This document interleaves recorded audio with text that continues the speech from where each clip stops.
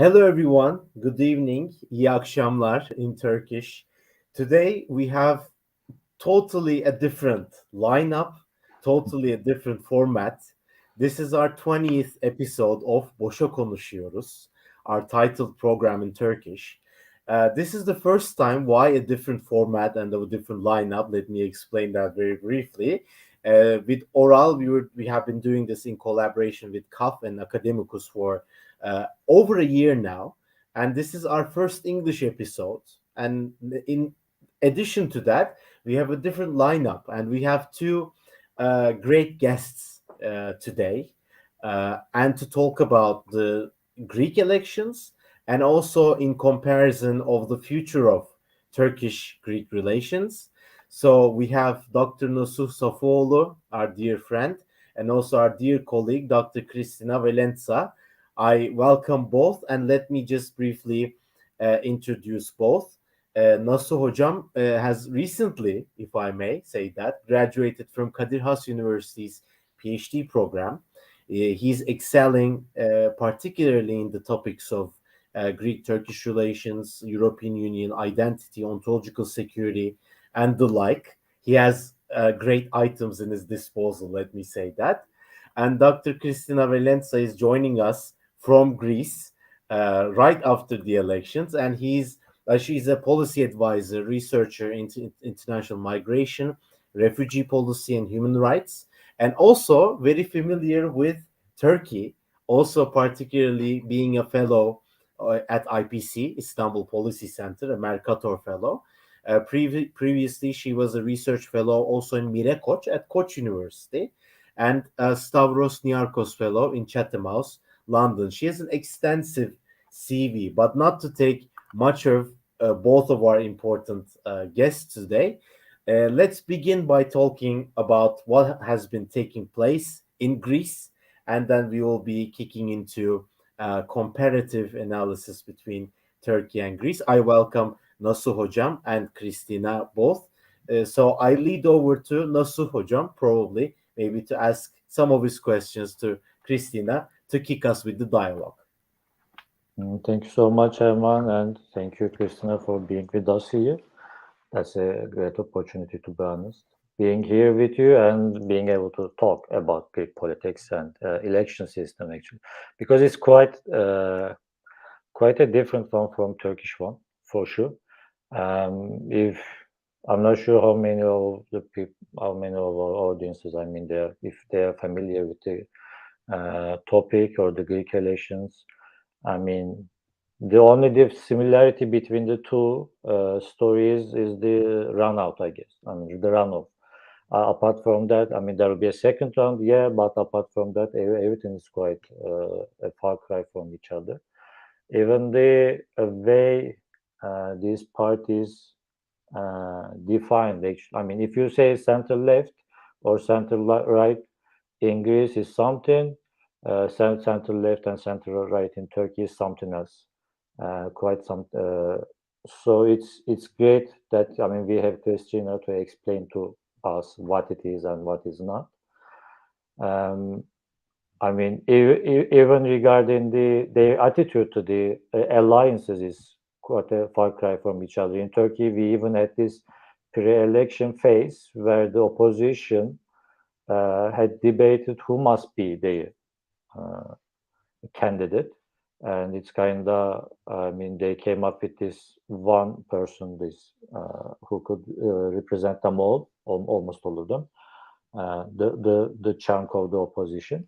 But in Greece, they don't even, from the beginning, even before the election, Mitsotakis was talking about, we are not looking for any alliances, not now, not even if there's a second round, not in the second round. And I guess in today's in the contemporary Greek politics, after a series of amendments with this election system, I guess it's really hard to come up with this one single party in the first round to rule to form the government. It's kind of almost to me it looks impossible.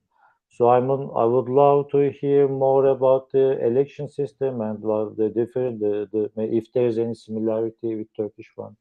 I would love to hear about that too. Then I have other questions as well. I'm just gonna give the floor to Christina.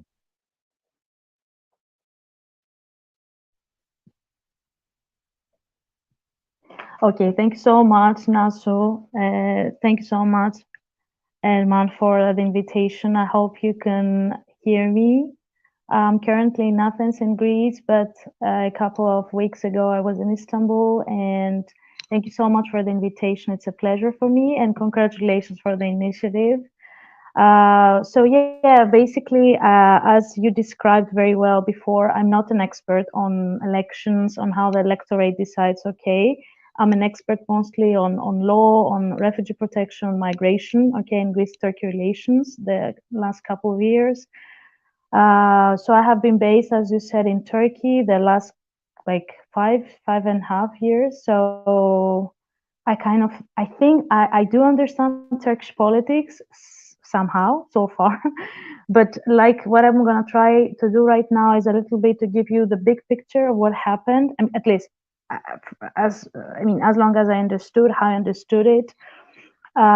So first of all, as you might have seen, I would like to share a little bit some data based on how the votes were distributed, okay, and about the electorate districts. So for New Democracy, as we call the Nea Demokratia, we have 40.79% in the first round, which means 146 districts. Then for Syriza, we have 20.07%, which means 71 districts. Then for the Socialist Party, PASOK, we have 11.46%, which means 47. Then KUKUE, the Communist Party, 7.23, 26 districts. And then for the new one, this is a very new political party, which was formulated before these elections, but from an old guy, and I will tell you a little bit more, the Elliniki Lisi, which means the Greek solution, 4.45%, which means 16 districts. That means that in the whole of 59 districts in Greece, we're a small country, okay? It's not like in Turkey. In the 58 districts, it was New Democracy who gained the first place. We have only one district, which is I don't know how familiar you are, in the north of Greece, the district of Rhodope. It is where I studied also. I was there last week too for a conference after 15 years. And so it is the region of Komotini, of Nomos Rhodopis, as we say, and it is mostly famous, where Syriza was first, and is mostly famous because over there is the Muslim minority of Greece. Okay, so basically, if we would like to summarize a bit, I think that this election was a huge shock and a huge surprise, I would say, for both New Democracy, Nea Demokratia, and Syriza. I think neither New Democracy nor Syriza were expecting these results, and I will justify a little bit later what I mean. Of course, New Democracy, I think, based on like the most significant scholars and researchers, they had a very good PR campaign. They have a very good communication strategy, which they followed in all the campaign throughout the last couple of months. Which was not the case for Syriza. However, I think that although New Democracy was expecting a victory, they were not expecting such a high victory. So Mitsotakis, I don't think that he was expecting that high, that big of a result from the first round. And Syriza, they were not expecting, based on like the interviews of the members of the party, such a low result. So 20%, let's say, it's a low result comparing to what Syriza had achieved the last couple of years, especially after the bailout years and the signing of the the austerity measures. I'm sorry. Another significant, I think, development takeaway from this first round, it is the fact that the PASOK, came, as we would say, very much enhanced. So 11.46, it's a big number comparing to what was the case some years ago, like in the last election period. And don't forget that PASOK was one of the two, it used to be one of the two big parties since the end of the dictatorship that we had back at the 80s. And I think in the last elections, PASOK gained something like 3-4%, which was really, really low, okay? Comparing to the Papandreou years 20-30 years ago. And I think that the fact that PASOK gained this is a significant development. Of course, we should stress the fact that they have a new leader right now. Okay, they have a new person, a new relatively, let's say, middle-aged young person who is from Creta. He's educated one. And I think people voted for him. They found something, I don't know, like they liked him basically, you know.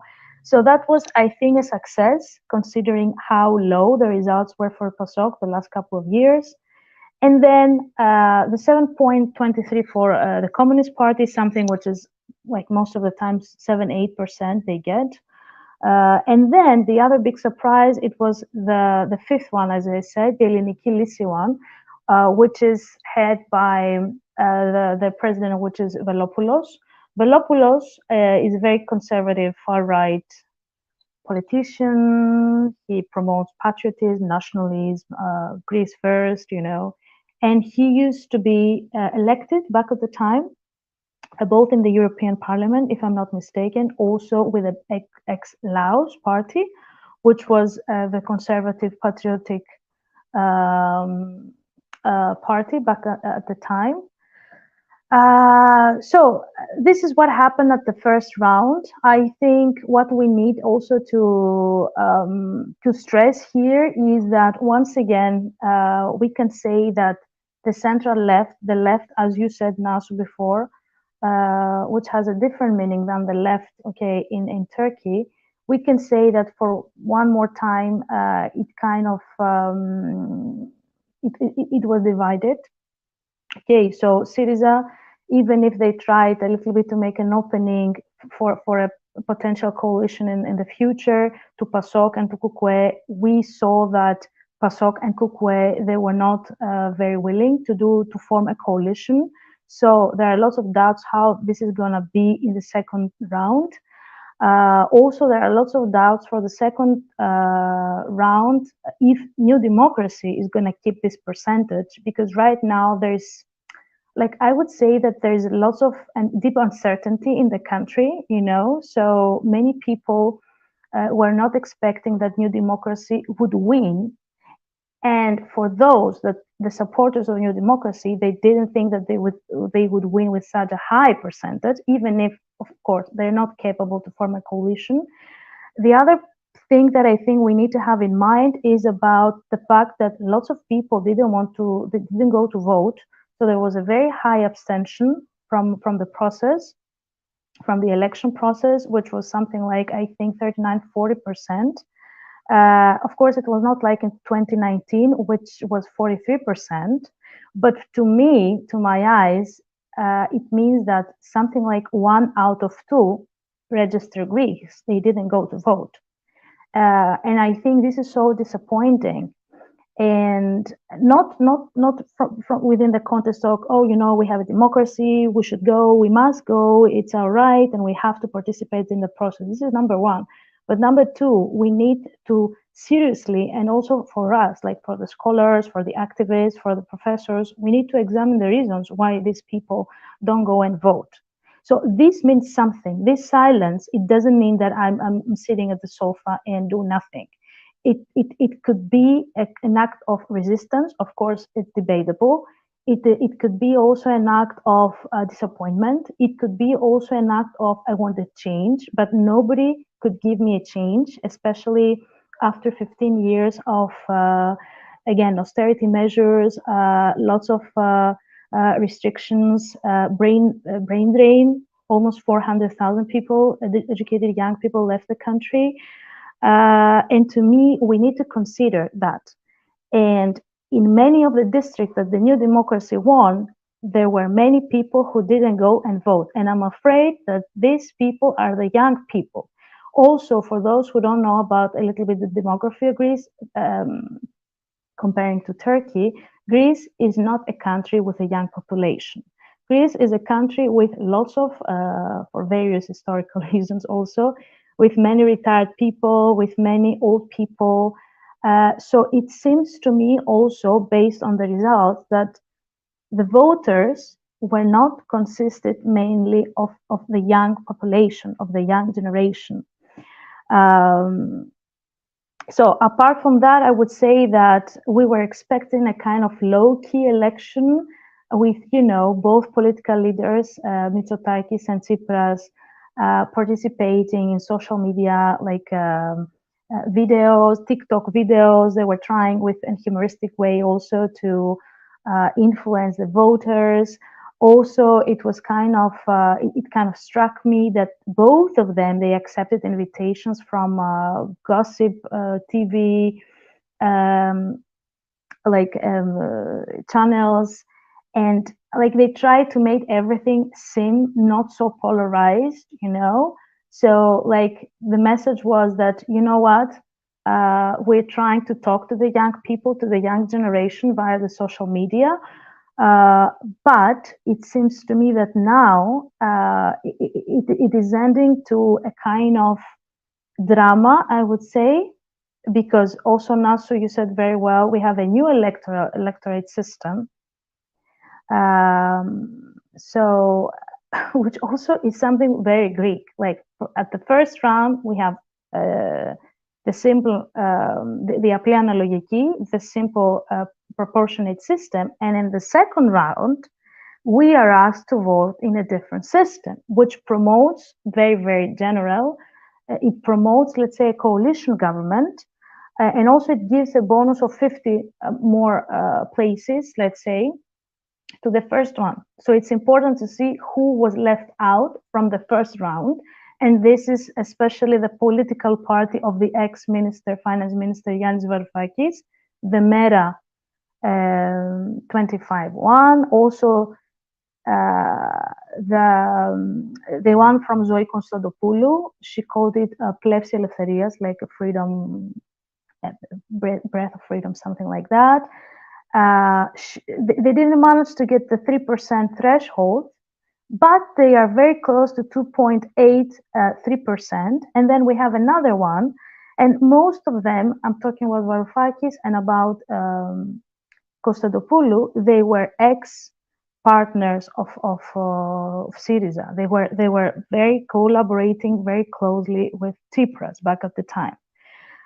So we need to have all this in consideration. And if we want to compare a little bit with Turkey, I would say that this, and this is why it's so shocking with the results, to me at least, we didn't have a very big polarization and hate speech, as I think that was the case in Turkey. So you didn't see all this kind of polarized society, division. I think people want change in Greece, and this is why New Democracy kind of convinced them. But also, and I think I'm leave it here, maybe you have more questions. For me, it's kind of, I mean, as a Greek and also having lived abroad like many years, for me, it's kind of shocking how many people in the middle of so many scandals, in the middle of so many, like of this big train crash that happened in Tembe, like 2 months ago, in the middle of surveillance scandals of this spyware, and there were many like evidence that even the opposition leader was spiked, you know, and he was from the government, activists, people, lawyers, and journalists who were involved in refugee cases. I mean, for me, like in the middle of so much violence from the police, in the middle of so much like high prices and high costing in Greece, housing crisis at the moment, as this is a global phenomenon, okay? It's not only in Greece. I'm so shocked how people, and you know, New Democracy also has a high responsibility in all these scandals. And I'm not saying that because I'm biased, but this is the truth, you know. I'm shocked how people voted for that. Also, there were many allegations of fraud in specific electoral centers. We don't have enough information about that. Also, the fact, if you see the numbers, how the freedom of speech has deteriorated the last couple of years that New Democracy is in power, it's kind of, I think, relevant, and we need to put that also in context. If we want to talk about how the media presented the two leaders, what was the time that they gave for all the political parties, I think we need, it kind of tells us a lot. Also in the middle of the pushbacks, that's also a very high and very significant, I think, topic, that it doesn't concern only Greece and Turkey. It's not a bilateral topic. It does concern, first of all, the EU.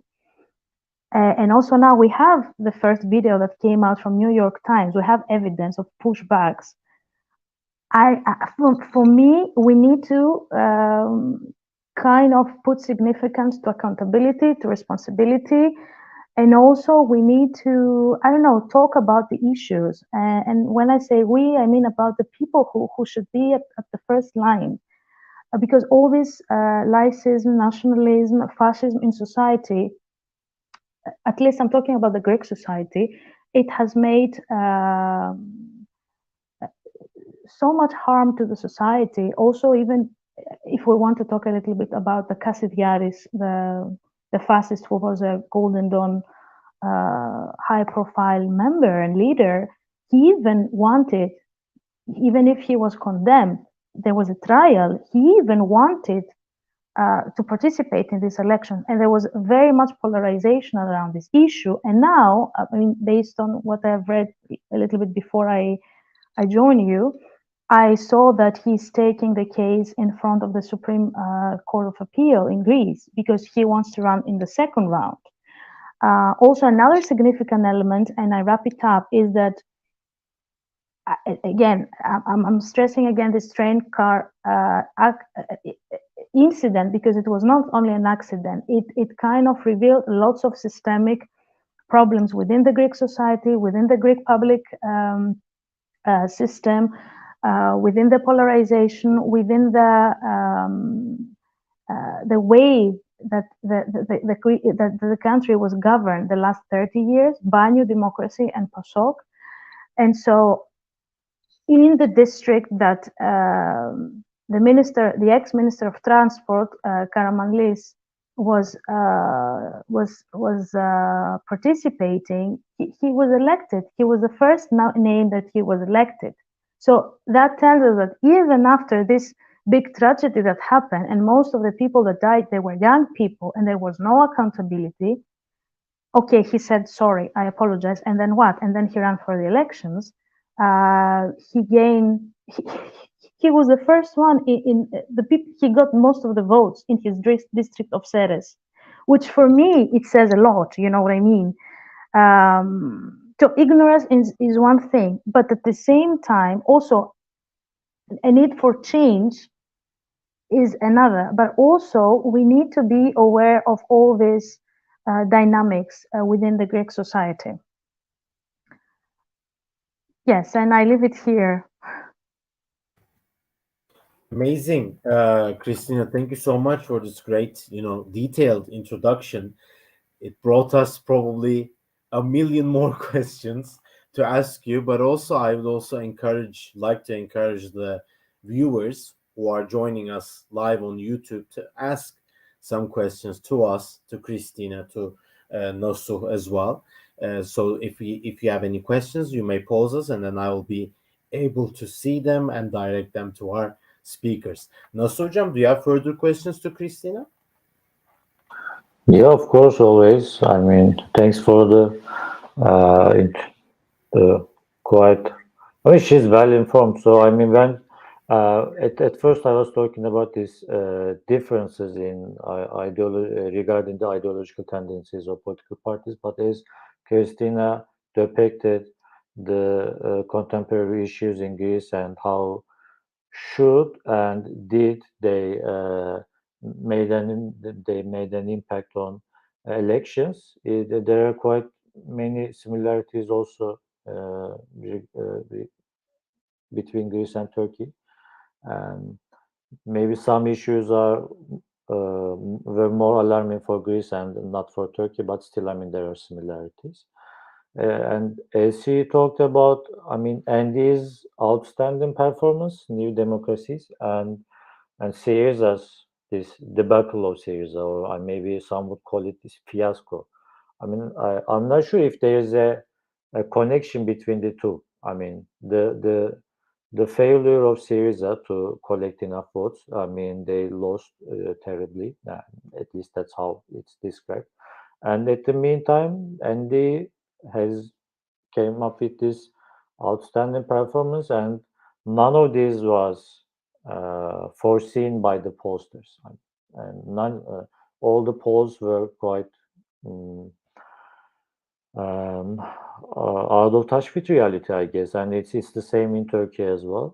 That's another similarity actually. So, is there any connection between the two? I mean, did Andy get enough votes, this much votes, because Syriza because of Syriza's failure, and is it the leader's failure? I mean, the Tsipras failure, because some people argue that, I mean, Tsipras made certain promises before he was elected, and then when as the leader of the nation, his policies were quite different. And they argue that, I mean, this disproportionality made an impact, some argue. So, is this a party-wide failure or Tsipras's failure? And if this failure was a positive element for Andy's outstanding performance. Mm-hmm.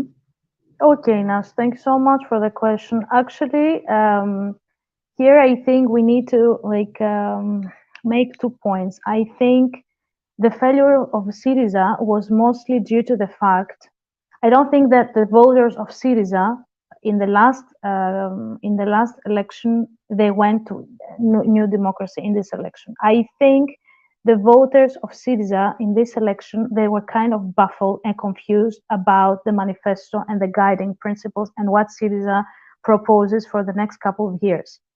Especially the last 15 years, as we said, of instability and also uncertainty and all this impact of the bailout to Greek society, the average Greek person wants to see stability, okay? They want some normality, let's say, in their lives. And I think Syriza failed to do that. They failed to convince the average Greek voters, the average Greek people who have a family, let's say, ordinary citizens, okay, to convince them about this change and how they would bring this change in the society. They failed to speak to the average Greek and tell them, you know what, this is how we are going to,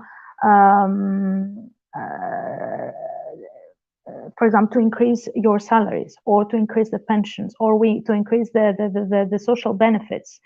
Also, I think another thing is that they kind of fail to unify amongst themselves, because, to be honest, within Syriza, which was a product of anger, okay, after the bailout and the austerity measures, there were different people from different political parties within Syriza. There were people from the traditional left, okay, Communist Party, ex-Synaspismos, and also there were also politicians from PASOK, which was the Socialist Party of Greece, okay, Social Democrats, we would say, okay. So the problem was that I think there were different voices within Syriza. Alexis Tsipras, he was kind of unable, incompetent. He didn't have a good, a team around him. he didn't have a good PR strategy like Mitsotakis, and so he failed to unify the left. So the average Greek, in my opinion, he heard that instead of having something which is kind of bohemic, it's kind of leftist, it's kind of, we don't know what it is, we don't know what they suggest to us for a future Greece, it's better probably some of us to go and vote for New Democracy because they suggest that they want to do reforms, they have a very good, again, communication strategy, and I repeat that because this is also important in an election process. And at the same time, I think many of the Syriza voters, they decided also probably to vote for PASOK. And this is why we said that PASOK was really reinforced. They got around 12%, which is not, it's not low comparing to the latest of PASOK.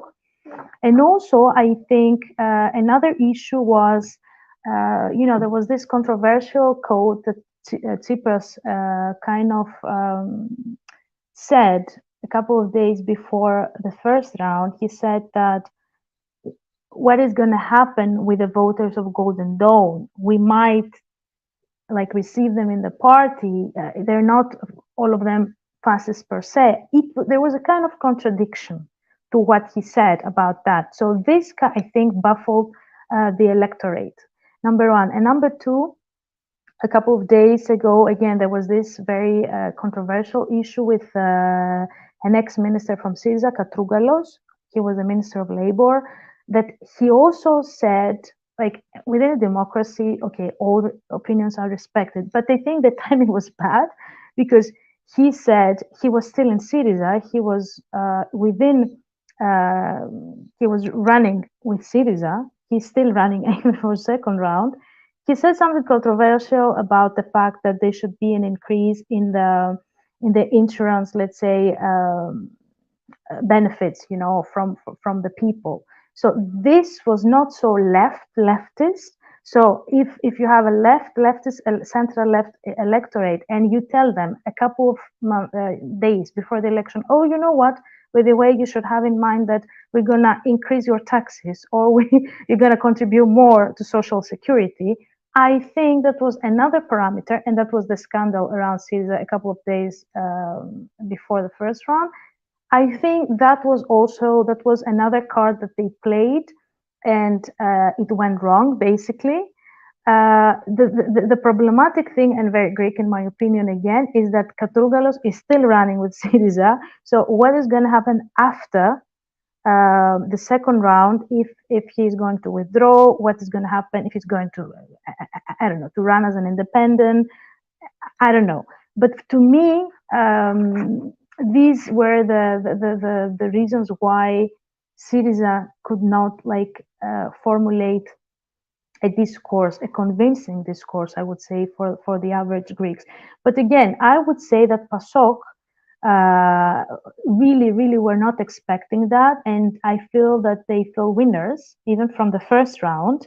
And I think that Androulakis, he managed to unify the ex-PASOK, those who kind of got disappointed back at the time in 2019 and even before, and they had decided to vote for Syriza back at the time. So now what is going to happen at the second round?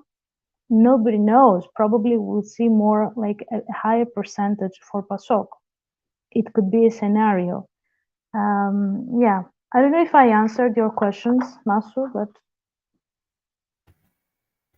Thank you, Christina. These were very interesting points, also taking us to some discussions regarding the second round of the elections, and also maybe towards other issue areas. If Nasuh Hocam allows me for briefly 1 or 2 minutes, I would like to pose a question from our dear friend watching us from YouTube.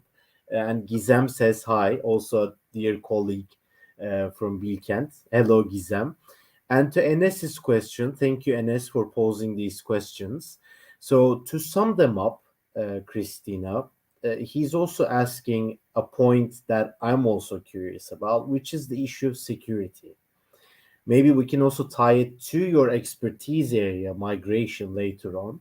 But Enes is also as far as I'm concerned, he's interested in the fact of the theme of war in Ukraine and how it came up during the Greek election discussions, and also party manifestos maybe, and also the Syrian war and its aftermath regarding the migration issue. So I would also tie these 2 points and ask my question regarding the themes of migration, the Ukraine war, and how did these come up in terms of security debates in Greece.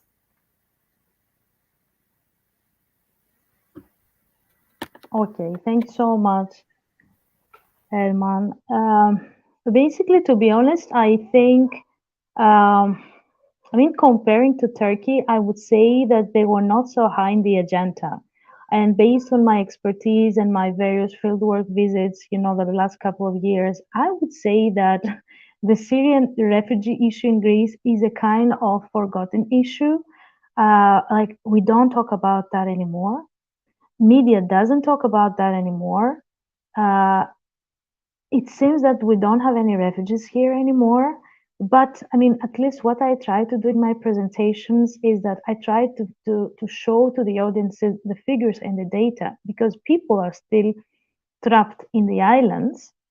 We have a new detention center. It's a new big prison. Okay, it's not a refugee center. It's a prison in the northeast part of Lesbos. I don't know if the audience is aware about the island. It's close. It's opposite to Izmir, to Dikili, and the point is that it seems that it was not part of the agenda. Also, another problematic issue here, I would say, is that people are still they are pending asylum applications from many Syrians, not only Syrians, but also there are Syrians who live in the islands and they cannot be transferred to the mainland unless they have a vulnerability, unless there is a very specific category they fall in based on the law.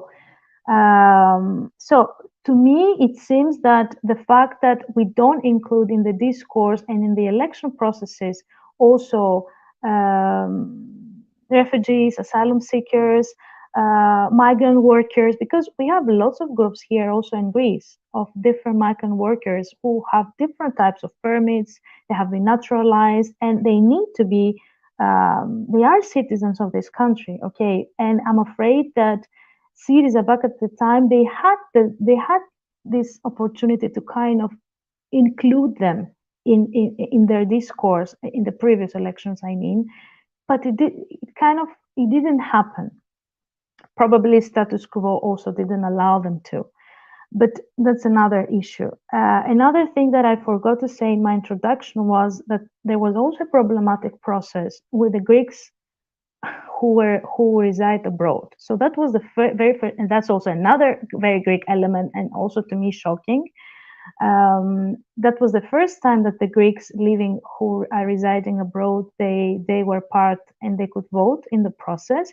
Of course, we had lots of issues. Of course, not all of them could vote. Some of them registered. We have a diaspora of, I don't know, maybe 3-4 million Greeks outside Greece. Some of them registered, but they were kind of information that people wanted to go, but they couldn't vote because there was a very technical issue in the law. Because in order to vote, you have to reside for X years, and also for the last 2 years before the election date, you had to be submitted to be a tax citizen in Greece. So many small clauses in the law, which make, let's say, many provisions that make it hard for the Greeks abroad to participate in the process. So now, if we want a little bit to talk about the security issues and the Ukrainians, I would say that, again, to my mind, it was not so high in the agenda. I think that foreign policy considerations are not at the top of the agenda, as probably it is in Turkey. If we want to make a little bit of comparison. And also another issue here is that it's kind of downgraded, I would say, the number of Ukrainians living here, the number of Ukrainians who have taking temporary protection. There is no data, there is not enough information about that. But of course, in the agenda of especially Mitsotakis, it was, like the relations with Turkey and the neighborhood policy and how this is going to be in the future, if X or Z is going to win in Turkey. Since this government, I have seen so much about foreign policy and relations with Turkey as not in my life. Of course, that's not the first time. That's a very standard policy from the central, from the right wing, the laiki dexia, okay, the right wing of Greece, to have Turkey in the foreign policy agenda, let's say. But yeah, I think another issue that here, again, from based on my background and on my research, is the issue also of pushbacks that play. And again, I don't think this is a thing. Of course, it is something that it has to do with Greece, but also Turkey, but also it's an EU issue, because we are talking about crimes. These are crimes committed in the Eastern Mediterranean, and it seems that all of the sides, they kind of close the eyes, you know what I mean? And we need to be very, very careful when we're talking about human rights and security, because for me, these are interconnected, okay? The one does not exclude the other. Sure. Thank you very much for this great, elaboration on these, sensitive issues also for both countries, both as, speculated also during the Turkish elections, the topics of security, defense industry, and migration, obviously, maybe closer to the center, the heart of elections, probably, if Nasuh Hocam agrees with me. Another question, maybe then I can turn to Nasuh afterwards. Enes, thank you for your question also. Atakan, also dear colleague, asking from Germany, joining us live. He's asking whether there is a discussion to make it possible or easier for expat citizens to vote in future elections in Greece, or is it not a concern at all in Greece regarding the 4 million electors living abroad that might swing any election? He's asking. Maybe we can also take this discussion also to the Turkish elections with Nasuh, but I wonder what's the situation in Greece regarding the expat citizens living outside Greece who are eligible to vote. Mm-hmm. Okay, thank you so much. Another element, a little bit, I'm going to reply, but an element that I forget when it has to do with the security, and I think it's important for the audience to know is that because I talked about the sea borders, when we're thinking about the land borders, something that it was very much highlighted and the media, they kind of marketed so much, it was the extension of the border at the land side between Greece and Turkey, the extension of the fence. So if we want to talk a little bit about security, that was, I would say, the most important, let's say, element that New Democracy used in order to say, oh, you know what, we securitize more and more our borders, etc. So now coming back to this question, as I said, that was and to me, I'm living abroad for 13 years. So every time that I wanted to vote, I had to come inside, which, as you understand, it was not possible all the times. So I think it is a new procedure. Again, the way it was handled, I would say it kind of showed how not organized the system was. Also, another thing is that the political parties need to be a little bit clear. Do they need the votes of this citizen? Because imagine that you have a citizen living 15 years in the Netherlands or in Germany. They are not connected. They're not, of course, they have a Greek origin. Are they allowed to vote or not? What are their connections? Can they justify, can they prove the personal connections to the country or not? In order to talk about a fair and transparent procedure based within the legal context, I would say. But from this, I mean, it was the first time, from my understanding, the way it happened, it had lots of issues. It was not organized enough. Again, it was the very first time. That was a good initiative, but at the same time, the restrictions, the preconditions of the law to justify these tax ties connections with the country, and having lived X amount of years, I think it was kind of saying, oh, you know what, we make your life a little bit more difficult in order not to vote if you're based abroad. So for me, again, we need to include the expatriates, and having also in mind all this brain drain. And again, in all my speeches, I don't underestimate, and I for me, it's a very significant element. And I think it applies also to Turkey. We need to include all these young people, if, of course, if they want to, because if they don't want to, that's another thing. But if they want to vote, if they have been away from the country because of the financial conditions, because of the deficiencies and the drawbacks of the system, we really need to have them in the discourse. And I think we need serious people, you know, to say to these young people that it's why you need to be included in the election process. Why we take into consideration, basically, you know what I mean, who you are. For me, also from out of my personal experience, I would say that many young people are really disappointed. Especially after 2008 and the unemployment rates. Of course, like especially most of the political parties in Greece, they are trying to convince us that the last 2 years the economy is great and it's speeding up, and yes, the data and the algorithms, but the algorithms is one thing. The way life is handled and the way life it is on a daily basis for the average Greek, or the average Turk, that's another thing that it needs to be taken into consideration, I think. Amazing points as well raised by you. So I would like to turn to Nasuh if he has further questions. Maybe we can take the discussion further a bit into the bilateral relations regarding EU or like bilateral relations only. So Nasuh Hocam, the floor is yours. Before that, I have one more question. Please go It's ahead. about the second round prospects, I mean, in Greece.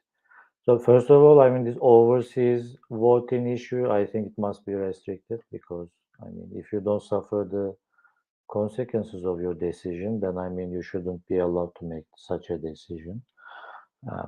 Because if you are, first you gotta be a part of this society to be able to have a say in the future of this society. That's why it must be somehow restricted. I'm not sure about how it's restricted in Greece, but in Turkey the restrictions are not well functioning, to be honest, as we see. So that's an issue to me. I mean, also in Greece, the minimum voting age is 17 now, and I'm not sure how New Democracy, I guess it was New Democracy's decision, and I'm not sure how they came up with this idea to lower it to this level. And I do know that, I mean, this from 17 to 24, I mean, New Democracies got the most of the votes again over 30.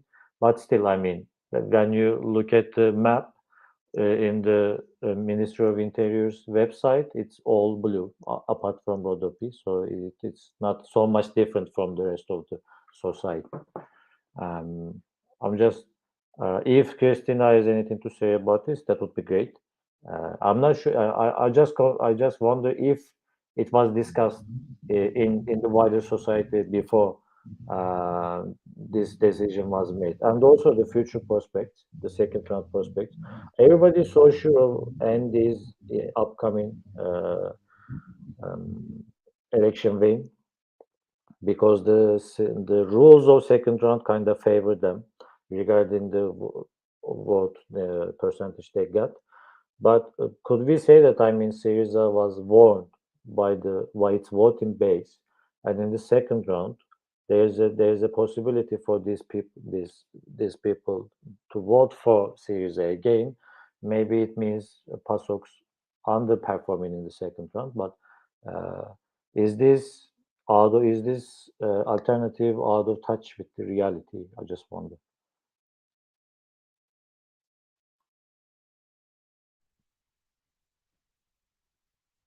Yes, Nasuh. So that was the very first time that 17 years old kids, I would say, young people voted. And probably that's why the political leaders decided to use all the social media platforms and the TikTok to show that, they can grasp the youth and the vibe and everything. Again, I think I think also this was kind of downplayed. The media, but again, for me, the media is very much controlled by the democracy. Okay, so it was something that was decided by them, and for me, having a 17-year-old deciding for the country's future, I'm not saying we should not include them in the process, or I'm not saying they don't have the thinking or the critical analysis to do that, but I'm just saying that I'm not sure if the procedure that took place before the election it was the right one. Because for me, in order to do that, you need to empower the youth, you need to talk to them, you need to go to the schools, you need to motivate them with different activities, with different talks. We need to engage the youth movements of each political party. All of them, they have youth political parties within the universities, within the schools. I'm not so sure how this process took place. And also, I think that we didn't involve them in the process. Because for me, it's not a representation who votes for what if you have a young person, 18 years old, member of the political youth. It doesn't say a lot, you know what I mean? It doesn't say a lot. So for me, again, I feel that there was something lacking there in the procedure. Now, relating to your second question, if I remember well, and I'm so sorry because my cat also is meowing if you hear that. So the thing is that again, for the second round, it's kind of difficult to me that New Democracy forms a coalition government, has the majority. I'm sorry. So now I think it's most probable that we will see a coalition government, most probably from New Democracy and probably some of the parties that were out, that they were left out. To me, Syriza, to me, Mera 25 and Plevsi Eleftherias, the party of Zoe Konstantopoulou, ex-Syriza, as I said, political members, I don't think that they would be happy to have something with Syriza, to form any form of coalition or anything. Same with PASOK and Kukwe. PASOK is very much distinguishing themselves from Syriza. They don't want a label. They don't want, I think, to lose the new people or the former people that they lost back at the time and they went to Syriza. They want to be sure that they will regain those that they lost all these years in PASOK. So now another important element is that there's another party, I forgot to say in my introduction, it's called Niki. Niki, it means victory in English. And I think they kind of gathered 2.8, 2.9. It was almost 3%. Nobody knows who is going to form what. Niki is a brand new political party with a brand new leader. He's a religious, I don't know, like academician, teacher, whatever. We don't know him. And basically, to me, it's kind of interesting that votes of Greeks, they were kind of spread and distributed to parties like Niki, which is a patriotic, again, Christiano Democratic Party. Same with, probably the same with Elliniki Lisi, Greek solution. So, I mean, I really look forward to seeing what is going to happen. For me, the most important thing is how is going to be the avril, okay, tomorrow, the day after. And I'm not so sure. To me, I'm a very optimistic person, but in that case, in this scenario, I mean, I'm not so sure about how the proclaimed reforms are going to take place from New Democracy. I mean, the reforms. And I'm not so sure about all this neoliberalistic discourse that they have been using the last couple of years. And we have seen how it has ended up. So I understand that people want stability. They don't want to have leaders who don't know what they're talking about. But again, to me, we really need a radical change. We need a radical change, which I'm not so sure if we will see it within the next couple of years. And also in the middle, again, of a war, of increasing housing crisis, prices. Also, another thing that we have, I didn't mention, it was that we are in the process of lots of not auctions, lots of evictions. I'm sorry, I forgot the word in English. Lots of evictions. People are being evicted and kicked out of their home. And this is happening by funds who are in trusts, big companies and corporations who are supported by the establishment. So for me, we need to be very careful what we are talking about when we are talking about reforms. Reforms for whom, to whom, from whom to whom. Yeah. Yeah, thank you so much, Christina, for this elaboration. Maybe coming closer a bit to the end of our live session as well, not to take much of your time. I also know that we know that you're also in a busy schedule, but maybe coming closer to a comparison between the Turkish elections and Greek elections brings us to the topic of bilateral relations, obviously, because we have seen, if true, that Varoufakis today said that the Erdoganization of Greece is now complete. So, it's very a vibrant topic also in Greece, and also the bilateral relations also vibrant in Turkish elections. So maybe taking Nasuh's comments on both, elections and the bilateral relations, I would like to hear from Christina what she thinks about the bilateral relations and how they are played by the candidates in Greek elections. So I lead over to Nasuh first.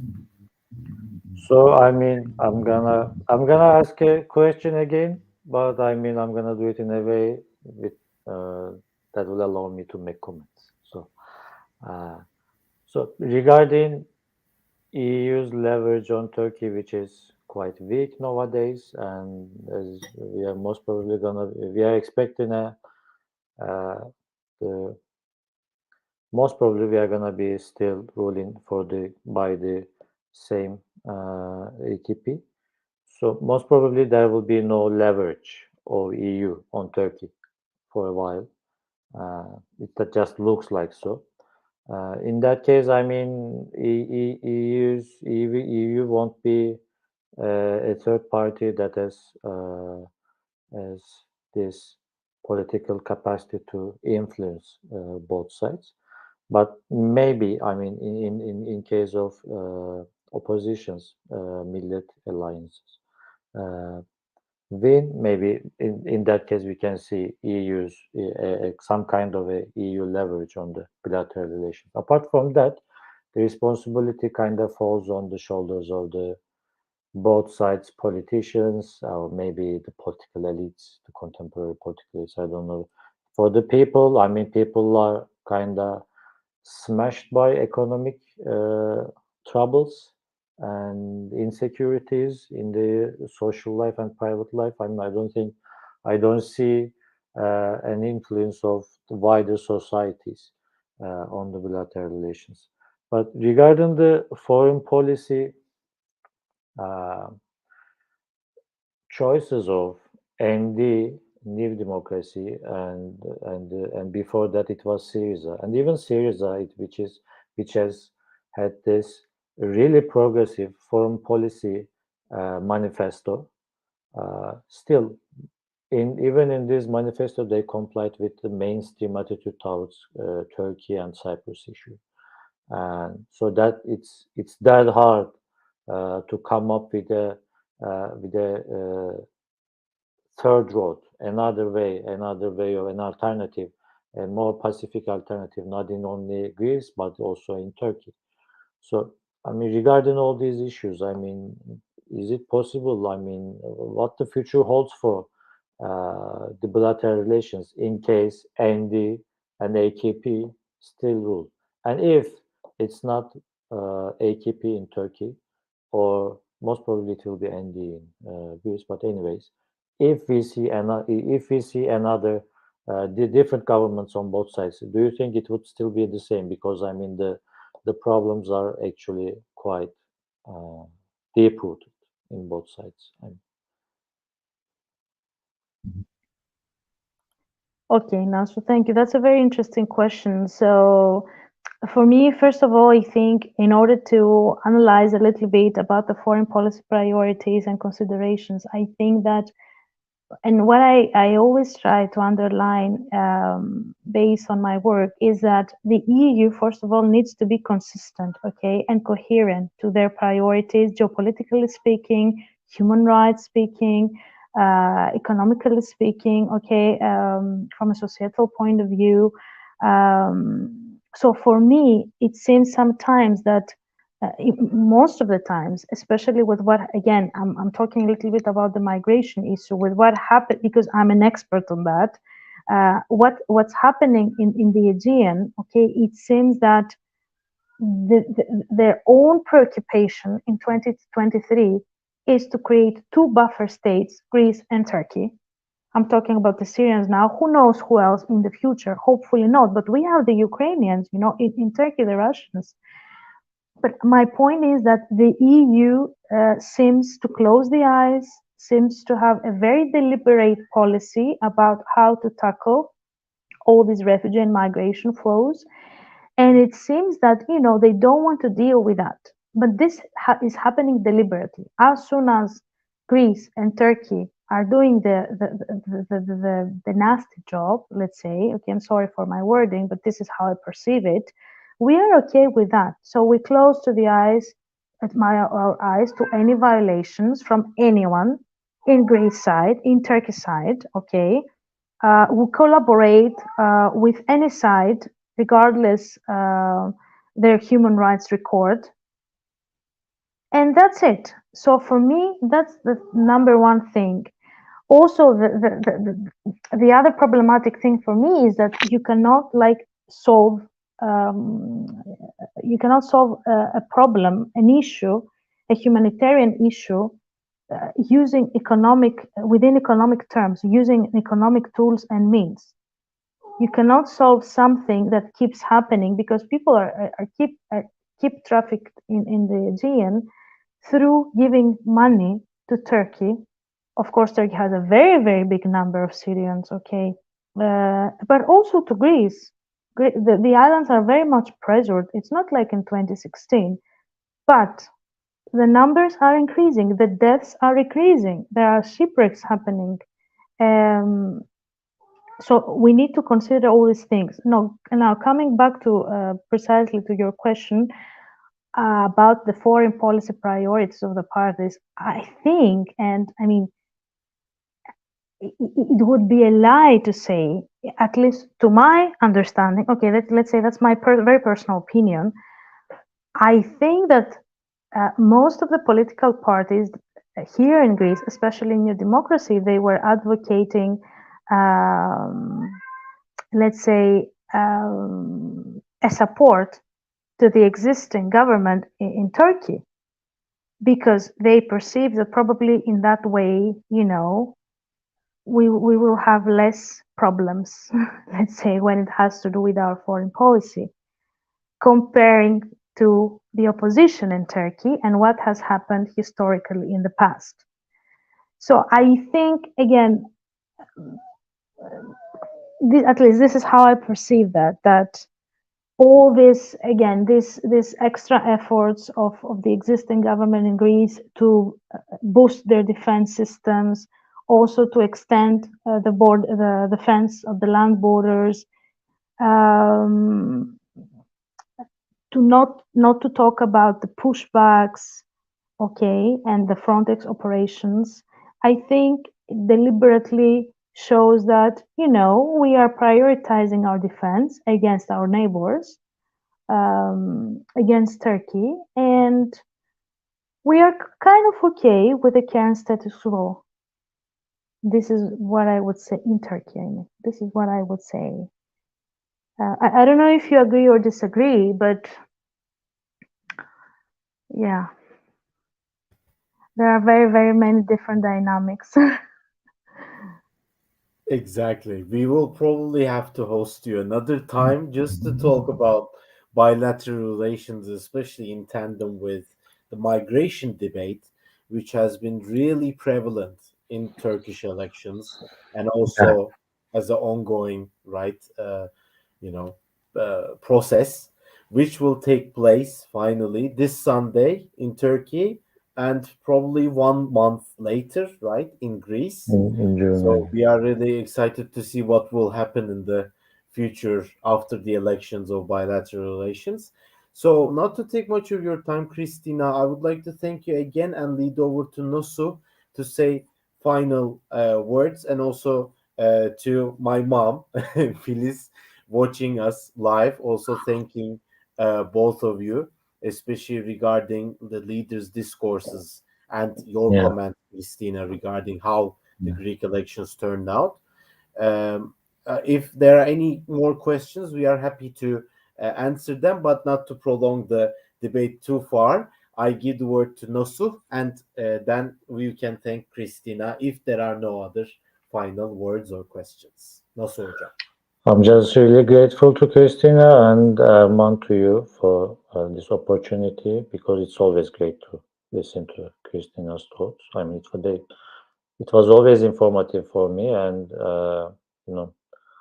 eye-opening, because I mean, it's always her expertise on these certain issues. I mean, and regarding this, especially immigration issue, and since I mean she's an expert on it, she gives you certain details and certain aspects that I mean you wouldn't realize otherwise.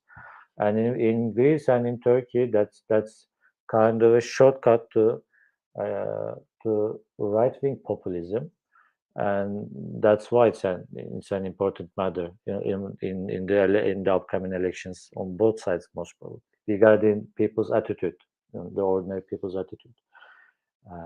That's why I'm really thankful to both of you, and hope to see you again.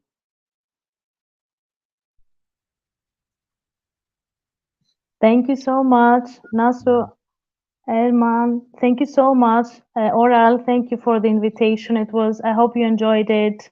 I mean, there are lots of issues. We cannot cover everything in 1 hour. At least I did my best. But I think I'm saying that Turkey, Greece, they are neighbors, but we have lots of similarities, but also lots of differences in so many things. And it's nice that we engage in these discussions to see our similarities, and also like to find solutions on our differences, on our different approaches, and to heal, I think, from the traumas of the past, because we need that. And it's so nice that all these initiatives, they still take place, especially after the pandemic. So I'm very happy to support you in the future, or any of your students, any of your colleagues, if you need anything. Just feel free to keep in touch, or I could share my contact emails. Again, thank you so much. And let's see what is going to happen after second round, both in Turkey and in Greece also. Thank you very much, Christina, for sparing the time and giving us some very important details about what has been going on in Greece. It's very hard for us in Turkey to follow what's going on elsewhere but Turkey these days for the last 2 years, possibly because of the election debate. So it's been really important to bring the topic back to the agenda, which is really prevalent in terms of bilateral relations between Greece and Turkey. Very important partner, very important neighbor as well to Turkey. So quite significant episode, I hope this has been to many of our viewers and audience, and also to Nasuh for joining us and posing very important questions. Probably we will have to have another session, a live session after the second rounds, plural rounds in Turkey and Greece to take up on the future ahead of the elections. So I also would like to thank the vibrant audience and their questions. Hopefully, we will have a lot to discuss in the future. And I thank everyone. And hopefully, I wish peace and a good process in both countries. And also, hopefully, good relations will turn out in both countries. Thank you so much for joining us, everyone. And have a good night and have a good week ahead. Thank you.